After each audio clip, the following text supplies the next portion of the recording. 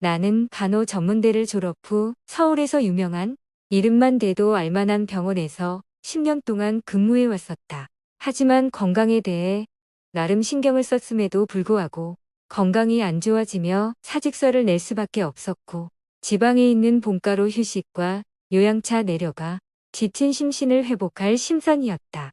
나는 그렇게 1년여 정도를 집에서 편안한 마음으로 요양을 하며 어느 정도 회복이 되어 일자리를 알아보기로 했다. 마치 운명이었던 건지 본가 집 근처에 적절한 규모의 요양병원이 있었고 그곳에 이력서를 넣고 면접을 보게 됐다. 병원 측에서는 나의 경력을 인정해 주었고 마음에 들었는지 다음 주부터 출근을 하라고 했다. 전에 다녔던 병원보다는 보수는 적었지만 집에서 다닐 수 있었고 조금 더 마음의 여유를 가지고 다닐 수 있을 거라 생각하며 들떠 있었다.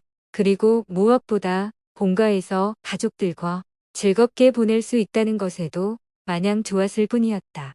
나는 1년여 만에 다시 일을 하는 거라 어느 정도 긴장을 하며 출근을 하기 시작했고 다행히도 병원의 직원분들은 나에게 잘 대해 주었고 빨리 적응을 할 수 있게 도와주며 적응을 어렵지 않게 빨리 할 수 있었다.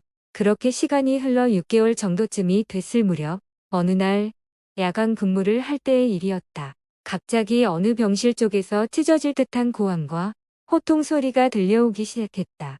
나는 동료 선생님과 소리가 나는 병실을 찾아 뛰어갔고 호통 소리의 근원지는 103호의 김영희 어르신이었다. 어르신은 욕창 방지를 위해 여기저기 껴놓은 베개들을 침대 아래쪽 허공에다 소리를 고래고래 지르며 던져대고 있었다. 나는 깜짝 놀라며 어르신을 말렸고 어르고 달래주었다. 하지만 이내 어르신은 우리에게 소름 돋는 말을 하고 만다. 어르신께서는 몹시 흥분한 상태로 저기서 나에게 자꾸 오려고 하는 시커먼 애 좀 당장 가라고 그래. 라고 소리 지르는 것이었다.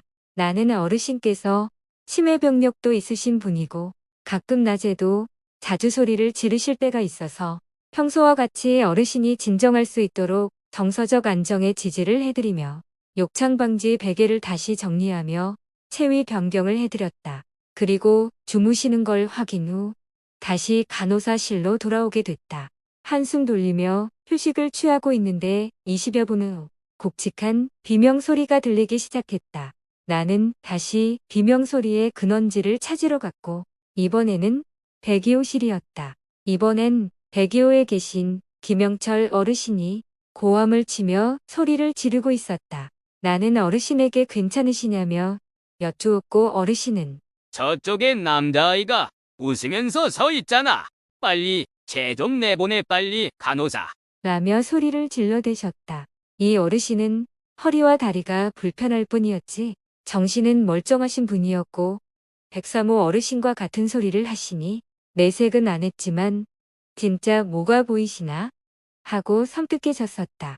거기다 한밤에 야밤에 연달아서 어르신들께서 저러시니까 오싹함마저 들었던 것은 어찌 보면 당연했을 것이다. 그렇게 동료 선생님과 같이 어르신께서 안심하시도록 옆에서 편안한 이야기로 다른 화제로 전환을 했고 진정이 되신 후에는 수면을 유도하도록 도와주게 됐다.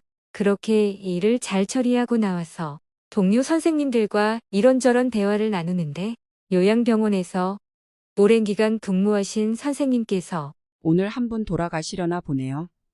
가끔 깊은 밤에 이럴 때가 있어요. 라며 담담한 말투로 말을 흐리는 것이었다.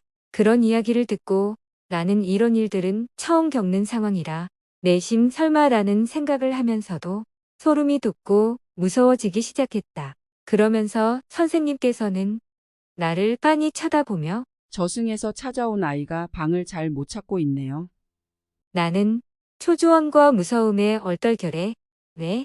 라고 물었고 선생님은 신경 쓰지 말라며 빙그레 웃으며 다시 본인이 할 일들을 하러 가게 됐다.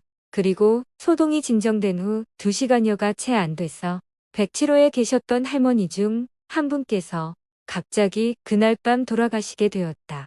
나는 정신없이 일을 하다가 갑자기 나에게 그러한 말들을 이야기해준 선생님의 말들이 생각이 나게 됐다.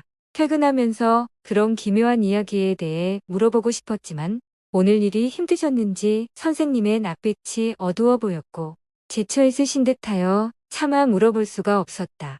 나중에 다른 선생님께서 조용히 귀띔해 주시기를 그날 그 이야기를 해준 선생님의 친언니가 무속인이고 겉으로 잘 내색은 하지 않지만 가끔 보통 사람들은 보지 말아야 될 것들을 보는 것 같다고 말해주셨다. 그제야 나는 그때 그러한 말들을 나에게 해줬던 것이 이해가 됐지만 한편으로는 신기하면서 무서움이 동시에 들었었다. 그리고 과장님께서 회식할 때 말해준 이야기인데 그때 과장님께서 말씀하시길 내가 병원에 들어오고 얼마 안 됐을 때 어르신 한 분께서 돌아가시며 사망 선고를 하고 엘리베이터를 타고 내려가려 하고 있는데 문이 닫히려다가 다시 열리는 거야. 그래서 닫기 버튼을 계속 눌렀지만 그럼에도 문이 닫히려 하면 열리고 닫히려 하면 열리고 그러더라고. 그래서 센서가 오류가 났거나 누군가 장난을 친다 생각해서 엘리베이터 밖으로 나와서 주변을 둘러봤는데도 아무도 없었고 엘리베이터 안쪽에서 한기만이 감돌고 있었어. 그러더니 갑자기 문이 닫히고 오픈 버튼을 눌러 다시 엘리베이터를 타서 닫힌 버튼을 눌렀지만 문이 다시 안 닫히더라고. 나는 그때 정말 이상하다고 생각을 하게 됐고 당황스럽더라고. 나는 예전에 선배가 해준 말들이 생각나서 오늘 돌아가신 분을 생각하며 마음속으로 부디 좋은 곳으로 가서 편하게 쉬세요 라고 인사를 드렸어.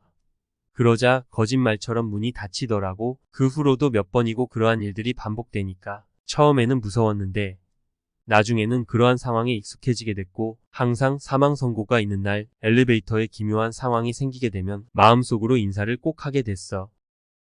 부디 좋은 곳으로 가서 편히 쉬세요 라고. 이야기가 무섭고 재미있으셨다면 구독, 좋아요 부탁드려요. 시청해 주셔서 감사합니다.